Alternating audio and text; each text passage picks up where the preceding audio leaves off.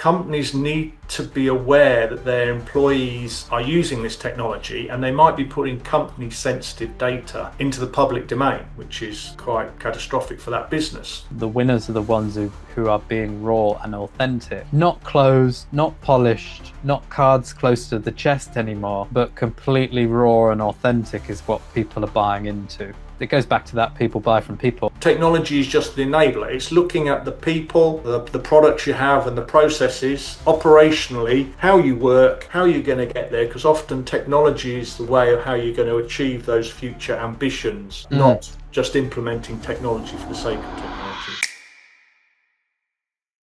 So welcome back to Build with Dean, the channel for founders, operators and leaders who want to grow or have growth that actually compounds without getting buried in the noise. So today I'm joined by Simon Lascelles, who's managing partner at The Rest is Tech, and a strategic technology advisor who helps CEOs remove the tech bottlenecks that quietly kill momentum.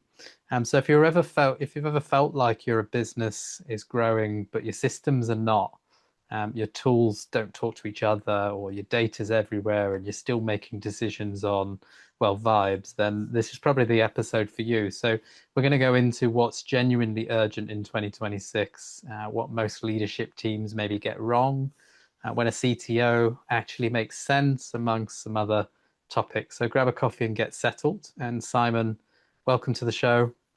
Let's dive in. So Hello, thank you for having me. you're very welcome. Do you want to tell us a little bit about yourself and your background, I suppose? Yes, certainly. So myself and in fact all of our team have been in IT, in tech for many years. Most of us have worked for blue chip companies, but we enjoy working with small, medium-sized businesses because there's less politics and more get it done type scenario. And those are the type of businesses that really benefit from our experience in the larger organizations because they can't afford our experience on a full-time basis. I Yeah. started out, and I've worked with many large blue chip companies: Ford, NatWest, European Space Agency, T-Mobile. So sort of covered most of the different industries. Yeah. Um, and the rest, like I say, the rest of the team have covered everything. So we proudly say there's no industry that as a team we don't have experience of. Nice. And I think for the listeners who'd be listening to this, they will have had a coverage of various different topics, but technology is probably not one that we've covered before. So I find it a fascinating conversation for that. Um, and as a channel, I think we will have some of those bigger businesses who watch because of some of the guests that we have on. But typically, the majority are probably going to be the smaller businesses that actually you're helping the most at the moment.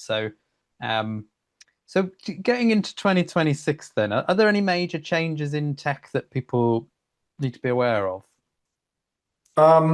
It's just more of the same, but it's just getting more complex. We've all heard of AI. A lot of companies have played with AI. We've dealt with some companies that have dived in without really knowing what they're trying to achieve, just because AI is that phrase.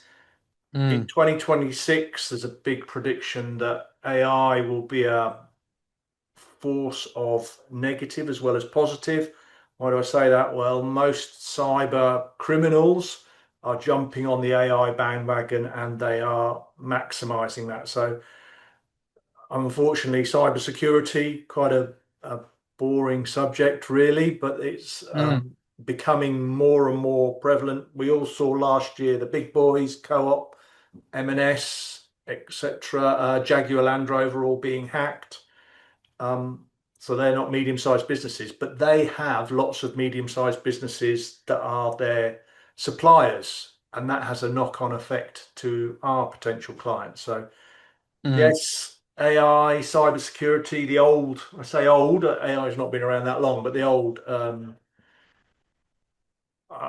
sort of technologies that are just becoming more prevalent, they're becoming more mature, and therefore more relevant to many It's a of really us. interesting topic, that, isn't it? Because kind of obviously AI is becoming more prominent. I think or is it Gartner predicting that 40% of enterprise applications will include task-specific AI agents by the end of 2026, which was 5% in 2025.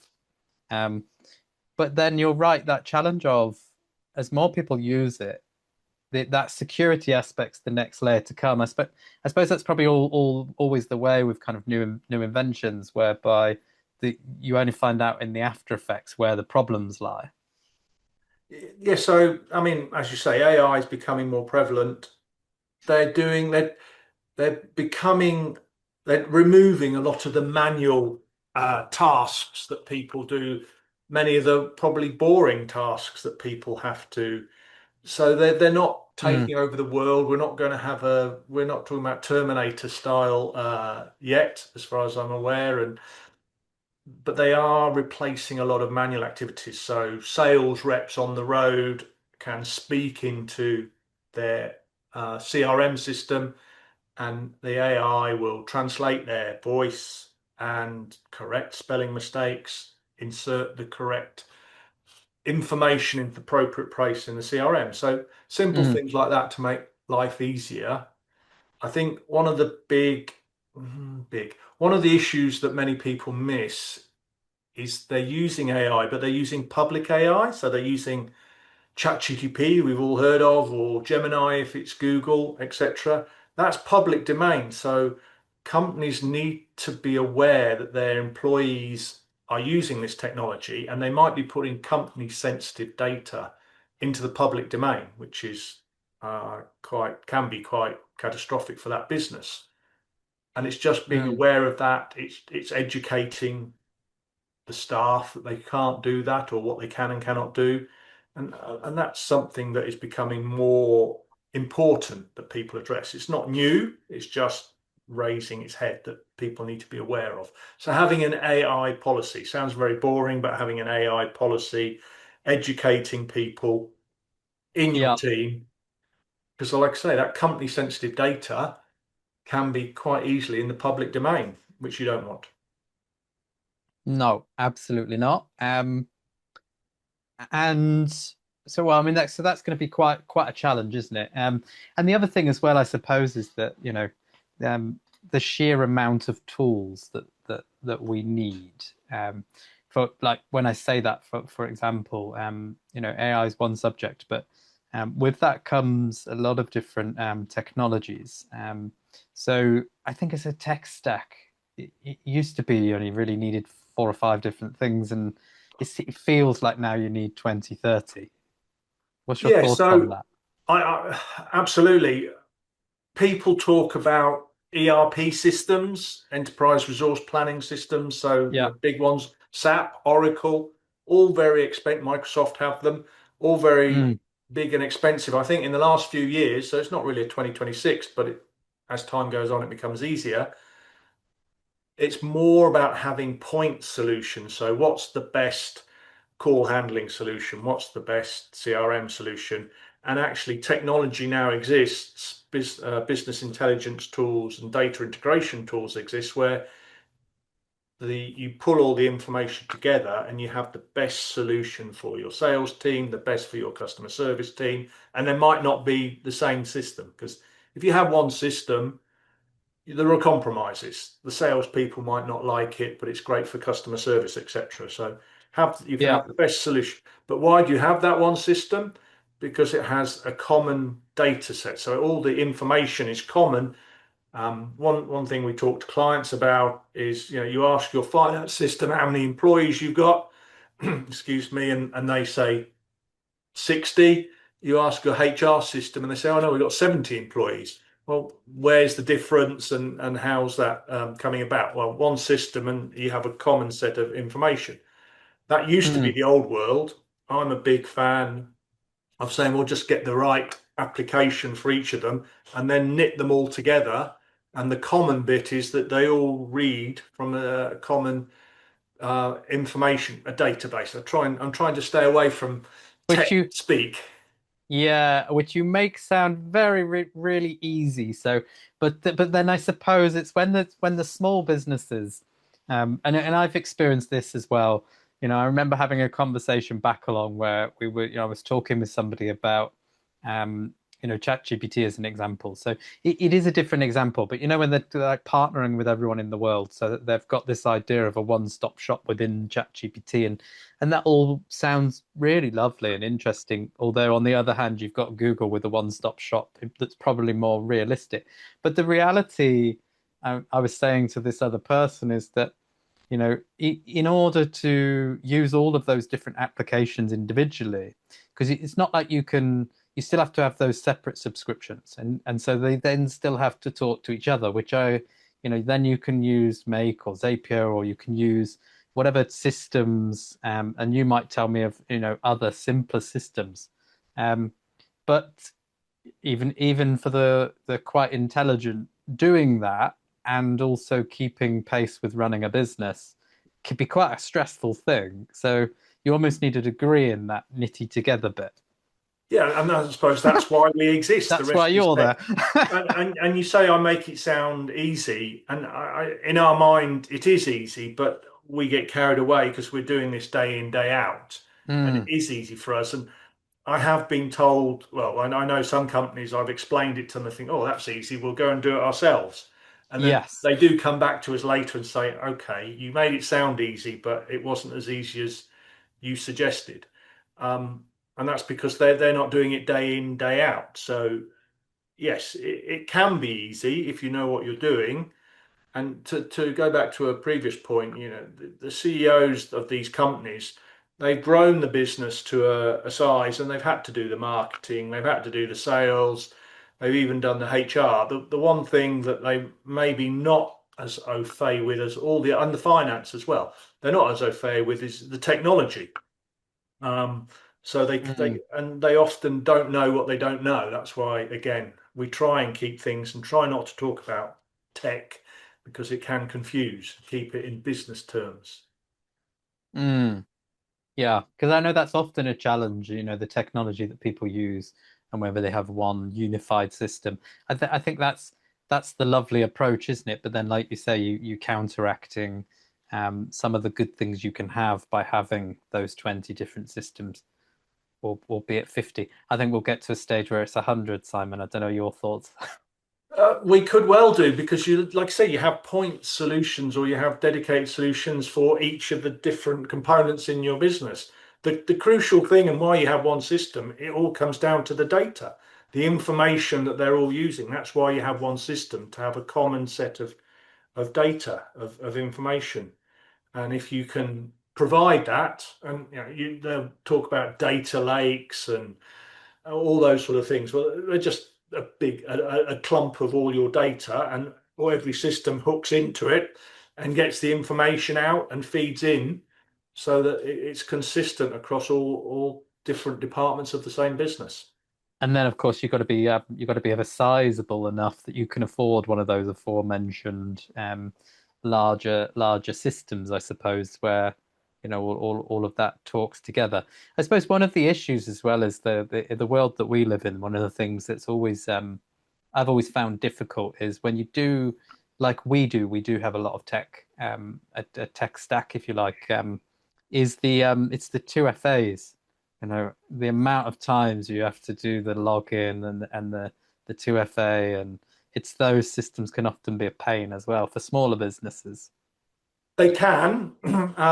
We don't. So 2FA or 2SV, as Google call it, two-step verification. Yeah. It's not a problem. So I've been with our clients and working away, and they've gone, "Oh, we didn't realize it was quite as simple as that." Because I've just got a fingerprint reader on my laptop, just push it, read it occasionally. I'm in, and it's working. So Mm. 2FA, 2SV, whatever you want to call it, multi-factor authentication is very important in today's world, no matter what size business you are. And most Yeah. companies are forcing you down that route. But if you set it up right, it needn't be a pain. You don't have to log in every 5 minutes and things like that. you can set it up so that it's nice, simple, and almost unobtrusive. Inconspicuous, or yeah, you don't notice it's there really, apart from occasionally you place your finger on a fingerprint reader or something like that. But that's only if Mm, your screen time's out. If you're working hard, that doesn't even happen either. But sure. yet, 2FA, almost, it's mandatory in any company that doesn't have it. Passwords are a thing of the past, really, and it doesn't have to be complex if you do it right. What would you say are the most common uh, issues that business owners or CEOs get wrong? Um, I'm Are not there any talking. top?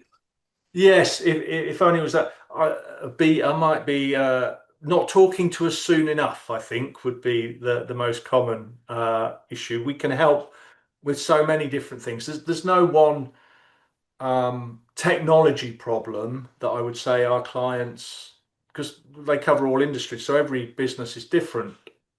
But I think getting us involved, even free initial assessment, and just seeing what they don't know. So, what is it that the CEOs get wrong is not knowing what they don't know.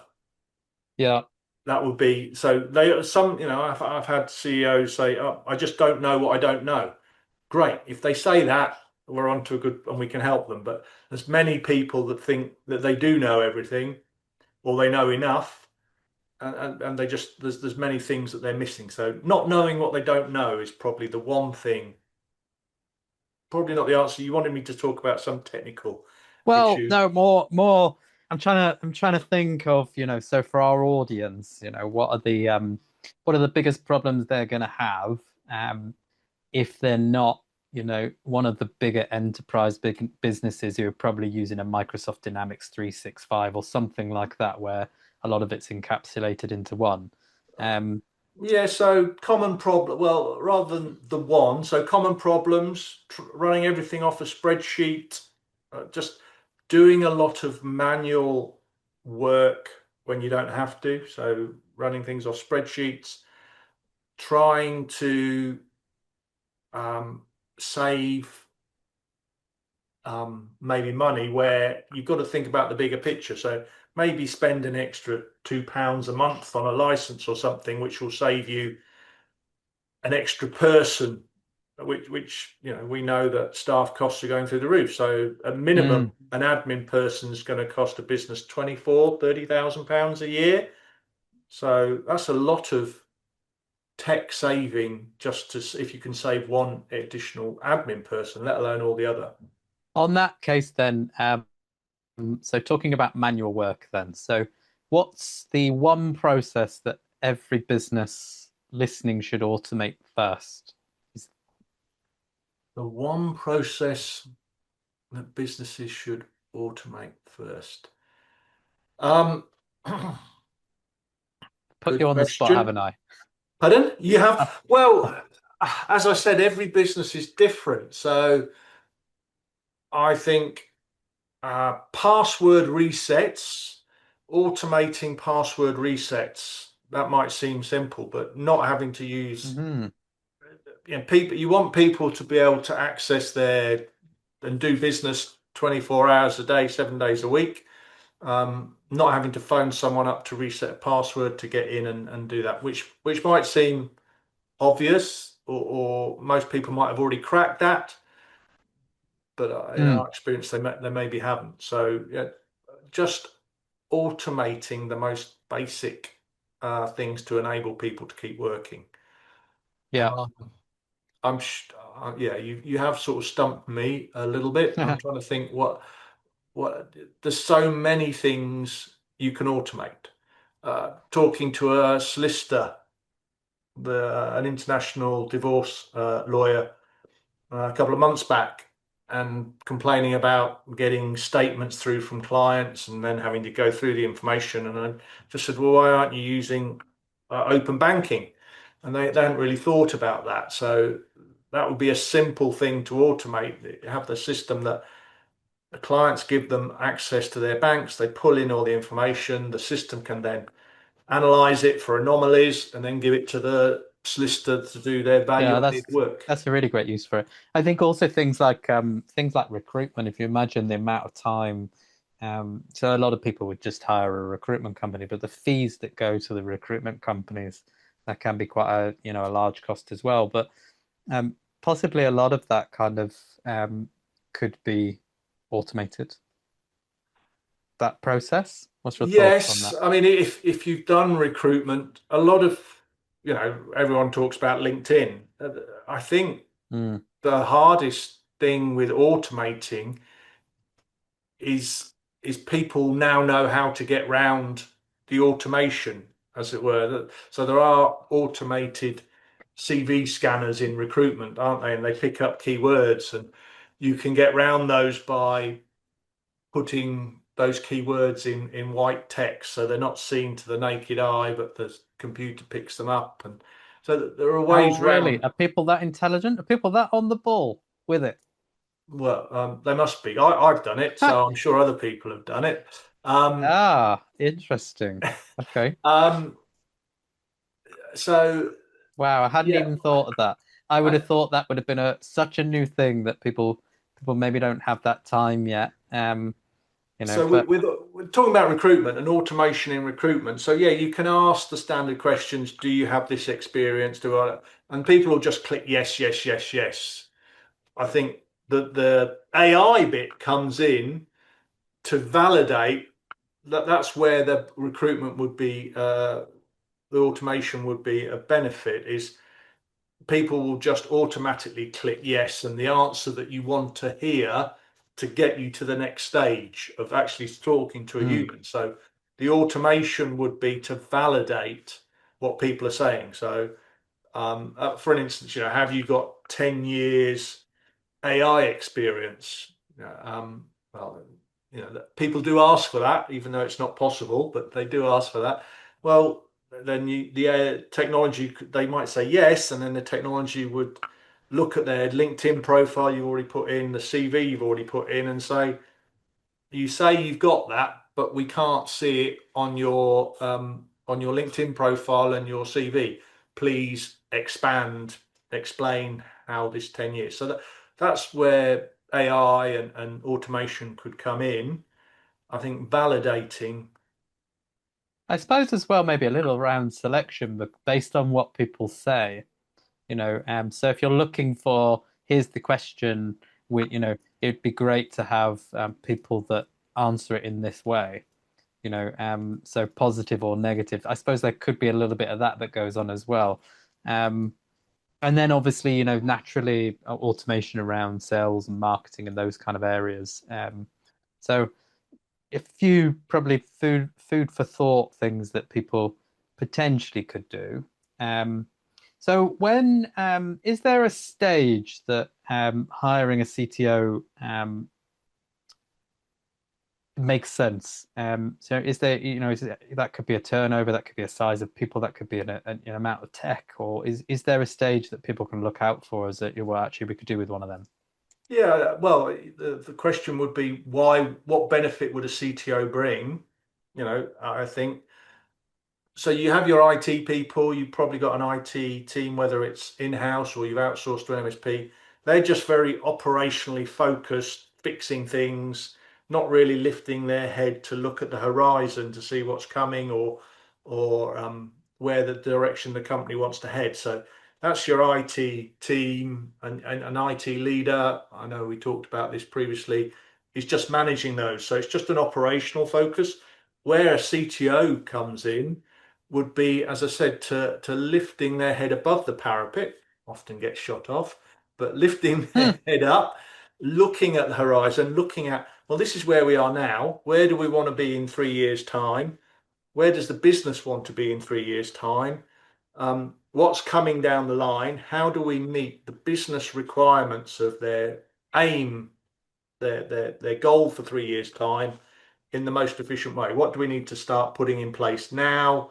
What maybe comes in next year and the year after to meet those goals? So that's where a CTO comes in, is looking at the future and putting in place the building blocks to get there, as well as Yeah. the standard reviewing what you currently have. How do you save money, make things more efficient? And it's not just technology, because technology is just the enabler. It's looking at the people, the products you have, and the processes operationally, how you work, how you're going to get there. Because often technology is the way. We've already talked about automation. Technology is the way of how you're going to achieve those future ambitions, Mm. not just implementing technology for the sake of technology. Yeah, and I suppose similarly, you only know what you know. So one of the things that's true for a lot of entrepreneurs and business owners, I've had four businesses myself, but um, I've been around business owners for the last 25 years. So, but what one thing I would notice out of that is that they're not experts in every area. So you tend to find either someone comes in with a financial hat, but they're not very good at sales, maybe, or technology, or they have a technology hat, but maybe finance and sales is not their thing. It's very rare you meet someone that has the whole piece and everything in between. Um, so I suppose much like when they don't know their finances and they need the accountant, you only know what you know. So just some of the smaller businesses, is that the challenge, knowing what's going to come down the line so that you can actually prepare and lay out a path? Um, no, I think a CEO, a founder has an ambition where he wants to be. Maybe he wants to sell it in 3 years' time. He wants to grow it to a certain size. I say they want to grow it to a certain size. Yeah, They just might not know how they're going to get there, if you like, what the yeah. roadmap is to get there. So they know that they want to get from point A to point B, but they're not sure what And the you can't direction. build it unless you have the path, you know?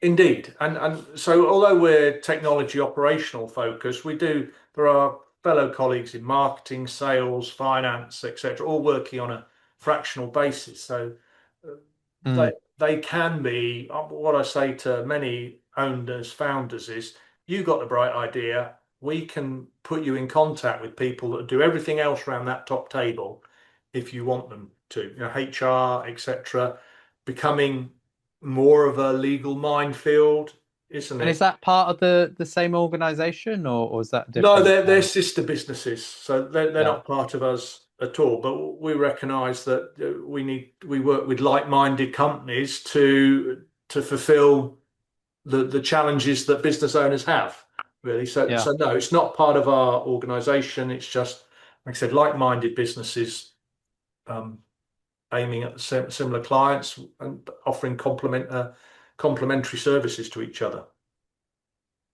Yeah, no, that makes sense. And it's I think all anything that can be of value to our listeners is going to be is always going to be useful. So thinking of that, what so we're it's a funny time, isn't it? I think the future is quite uncertain in many respects, economically, globally. Um, and what do we think are the kind of the challenges that our listeners are going to be facing right now? So not what you do or what I do, Yeah. for example, but I'm wondering whether we can help some of these business owners who are trying to build something with Yeah, what they're. so just looking back, 2025 was for most people I know, was a really flat, dead year, for many reasons that we all know about. 2026, although we're not even at the end of the first month yet, has Mm, really started with a bang, not just for us, but for many other organizations. So for your listeners, what I think is happening is they've just said, we can't sit on our hands, and we need to get on with things. And people are actually making things and making decisions and making progress, whereas last year they were just very nervous, as you say. I think mm. the seesaw has tipped and people are now just getting on. So what would I say to your listeners is, you're not on your own. Everyone else is making decisions and making progress, uh, addressing things that they put off maybe for a whole year. So don't be afraid. You're not on your own. Get out Mm, there and get on with it, because those that make progress now will be that much further ahead than those people that continue to sit on their hands and delay. sure. Sure. So, are there headline issues that people are dealing with right now that we can give them some tips on how to solve? Do you think? I mean, if we were talking marketing, I could lay off quite three or four to help that people are naturally going to be struggling with. That like for example, the change in search from Google to AI engines, and how do you deal with that? Because the the system's not really set up for that. But for when it comes to a tech side of things, you know, we talked about that. A lot of small businesses will have IT. A lot of bigger businesses will have technology, or a CTO, for example. But talking for smaller businesses, like what are the kind of headline challenges that they'll have right now Um, to so solve? what are we seeing already is people are just reviewing where they are and where they want to be. That there is a lot of, I mean, I feel sorry for web designers. I don't think there's really a market for web designers anymore, because AI and everything else, it's not just designing it, is optimizing it for search engine, etc. So there are some technology people that sort of will struggle. But going forward, the headlines will be, where do you want to be? Um, and it's operationally, how efficient do you need to be to compete in the digital age that we are now in? So Mm, everything is done with digital in mind. And a lot of people are saying, well, you can't trust, fake news. Is that a genuine article? Is that a genuine image? All those sort of things. Um, it's really maybe not technology, but having more, freeing up the manual activities to give you more time to have face-to-face genuine conversations, I think is for 2026 where people are going, because they can't trust necessarily everything they see online. So automate what you can in the background, free up your time, free up your staff's time to have more genuine yeah. conversations with people. Well, that's a really interesting topic because I think that's one of the things that um, I was covering in my book, which is not launched yet, which will be about how to be irreplaceable in an AI world. But I think it goes in and touches on points of that whereby there's such a sea of kind of AI content that's coming, and it used to be very bad. I think um, prompt engineering is an interesting thing, but good prompt with good prompting comes good potential marketing from AI. With bad prompting becomes rubbish marketing from AI. But it all still looks and feels the same. And what AI can't do is create those emotions, those feelings, that kind of loveliness that AI can. So I think when it comes to marketing, that's a huge problem for people because they see cheap options to move with AI, and they see lots of kind of tools that allow them to do that. But in a sea of the same, when there's double the amount of content, it's people, it's rawness, it's the opposite. Like this conversation that we're having now, and as I said to you before coming on today, it's not about backgrounds, it's not about polish, it's just about having a raw conversation. Um, and that's part of the point is that um, people are going to be put off by polish, speed, and what they can tell is AI. So actually they come back to people. You talked about prompt engineering there, so I presume you're talking about AI, sort of prompt engineering there, and it's Mm, just yeah, thinking. So I suppose it's something that as a business comes natural to us, and therefore as it comes natural to us, we maybe play it down. But yeah, just describing what you want to achieve and maybe being a little more verbose than you're used to. So don't just put in two or three words. I want I want a letter to this person in UK English because they will naturally default to US English with the Zs and the lacks of U in colour and all those frustrating things as English people we get.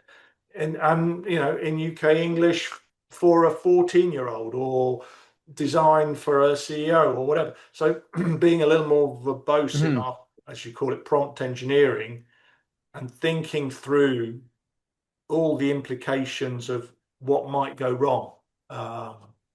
It's Mm. becoming more of a skill, and people will learn as we learned with our Google searches, which seems like years ago, doesn't it? But it wasn't that far ago. Well, I think that's probably one of the biggest tips for anyone that's listening, that there are still a lot of people that they're not even on the AI agenda. They don't even, they've not used a tool. There's a lot of those. I speak to people. They're less than they maybe were once, Simon. But a lot of people who are using AI, but prompt engineering and that baking of prompts, like, if someone was going to design an app, then there'd be a lot of prompt engineering in there. But I'm not talking about a one-off go, but like a prompt baking. Like if you want to, if you wanted to go in and you wanted to design that app, you're probably going to be testing the different things, and there would be, negative prompts, and there would be. So Yes. there's a difference between how someone who's new to it might prompt and what we're talking about, which is, in-depth understanding what you might get if you put this or that. And it's going back to what we talked about earlier, is knowing that you maybe don't know everything, understanding that you don't know what you don't know, and having that expertise even for a short time just to help you understand. I talked at the very beginning about AI Mm. policies and things like that. Well, uh, policies and go hand in hand maybe with training. So you don't just put out a blank document. You need to educate people what that policy is. Part of that will be prompt engineering and explaining how to use the tools that you have at your, not, we can't not let people use AI. The genie's out of the bag. We've had educational establishments saying that they're banning AI for students. Well, I personally think that's the wrong attitude. The tool is there. People are going to use it if you just Well, I turn think your I think mind there to was a it. stat from Gartner again, I think, that said that 75% of UK employees have used an AI tool for business. So it's not a kind of this is coming, and ChatGPT has a billion users, I think is the Yeah, latest some number. fantastic number. Yeah, Crazy. but Um, but have they used it? They've used ChatGPT, so they've used it in the public domain. Do they understand the implications of using that public well, this is tool? the thing, and that's where I think the legislation it's interesting to see that's going to come afterwards. But I do think you're quite right. AI is not not coming or might be here, or it's very much going to be a part of the our futures, yes or yes. And I don't know if you'd agree, but I see us as within an AI era. So that would be a tip I would give to any listener. If you don't properly know how to um, prompt engineer, or to prompt, then and if you're you know, if you don't know what I mean by that, then definitely look into prompt engineering, because that probably starts at the top, and security comes into that too. That probably starts at the top and deliver that down. Interesting you say that, because we have a saying that we say to prospects. We say, have you got a good IT leader? And if they say, what's a good IT leader? I say, well, you probably haven't got a good IT Yeah, leader then. you Uh, and it's the same as what you were just saying, really. yeah. If you have to ask what that means, then you don't know. But one of the things I liked about what you said earlier is that then it comes back to people, and I think that's so true. So certainly from a marketing perspective, I think that the winners, and I think we're seeing that in a lot of people that do any kind of personal branding out there, The winners are the ones who are being raw and authentic. Um, Not closed, not polished, not cards close to the chest anymore, but completely raw and authentic is what people are buying into. It goes back to that people buy from people, and I think that becomes heightened in an AI era, you know? Definitely, because it's the only thing you can use to assure that you're not talking to a robot or something fake, isn't it? Exactly. The only problem is us Brits, we're a bit shy of the camera, aren't we? We are. Hopefully, the two of us are overcoming that by doing Well, these sort of we're things. here. We are. Um, as you say, maybe not doing it very polished, or certainly from myself, but at least making an effort and putting our front foot forward, as it were. It's a bit Yeah, like speaking a foreign language. Brits are notoriously bad at speaking foreign languages, aren't we? I've always taken the attitude that, I will try my best. I'll say please and thank you in whatever country I'm in. Often they look at me and think, "Oh, you idiot! There's nowhere close to a thank you," and they answer you in English. But at least you've tried. If you don't try, then they look at you in an even worse aspect, don't they? So I think it's sure. important to try, and if you're not comfortable in what you're doing, I ask an expert to get you started at least. Wise words. If someone wanted to reach out to you and hire you, Simon, would they approach you on LinkedIn or how would they reach out to you? We've got a website, therestistech.com, or as you say on LinkedIn. I'm open to either. Just reach out, but yeah, therestistech.com has all our contact details on it if they want to. Free advice. We always talk to people free. It doesn't cost anything to talk. To We think it's find out what important. you know, so that you know what you don't know. Yeah, well, we think it's we get a kick out of helping companies. I do quite a bit of work for charities and things, which is pro bono sort of work, because there's some things that don't take us a lot of time, and we can just set people on the right path, save charities an awful lot of money with their licensing for tools and things like that, just because they weren't on charity licensing, and so yeah, it's important that we help those companies with those sort of things. Hopefully, they'll recommend us. Well, they all recommend us, and you never know where that takes us in the future, type thing. Is there anything you think I should have asked you that I haven't? We talk about M&S, Jaguar Land Rover. They're all big companies, and people go, "Well, that's not relevant to us." Yeah, And as I mentioned while we were talking, they are not, but their suppliers could well be those medium-sized businesses that we are talking to. yeah, And having a plan in place that addresses your business continuity shouldn't just address things within your control, but things that might be outside you. So the Jaguar Land Rover, big, they were not taking orders for 5 or 6 weeks, I think. yeah. Some medium-sized businesses, that was 80% of their business. They were really struggling. So having a business continuity plan, say, well, if our major supplier, our major customer stops taking orders, what do we do? I think the thing there is not to be making decisions when you're under pressure, 3 o'clock on a Sunday night or whatever. You make those when you have time to think things through properly and have them documented in a business continuity plan to say, if this happens, this is what we'll do. We Yeah. can put people on 4 days a week. We can expand to these other clients or whatever. But just having those plans in place is just good.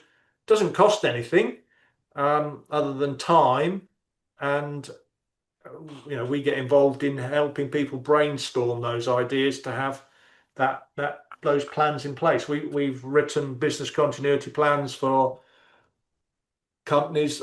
A notable one, the company that did all the COVID distribution, COVID drug distribution during COVID. Um, they had to have it for the NHS. So yeah, Sounds like good advice. Well, what I'll do is I'll put a link to your LinkedIn and the website in the comments so that thank you. any listeners can can come and find you if you like. It's always free to talk. Any final words of wisdom for the audience? Final words of wisdom. I suppose don't be shy. We talked about as Brits, we may be a little reserved. Get Yeah, out there, talk to people. Don't be afraid to ask the questions, whether of us or anyone else. What's the worst that can happen is people can say no, but it's better to ask the question. yeah, always. Um, well, listen, I appreciate you coming on, Simon. It's been a pleasure to have you, and we'll we'll speak in due course. Lovely speaking to you. Thank You you. too. Thank you.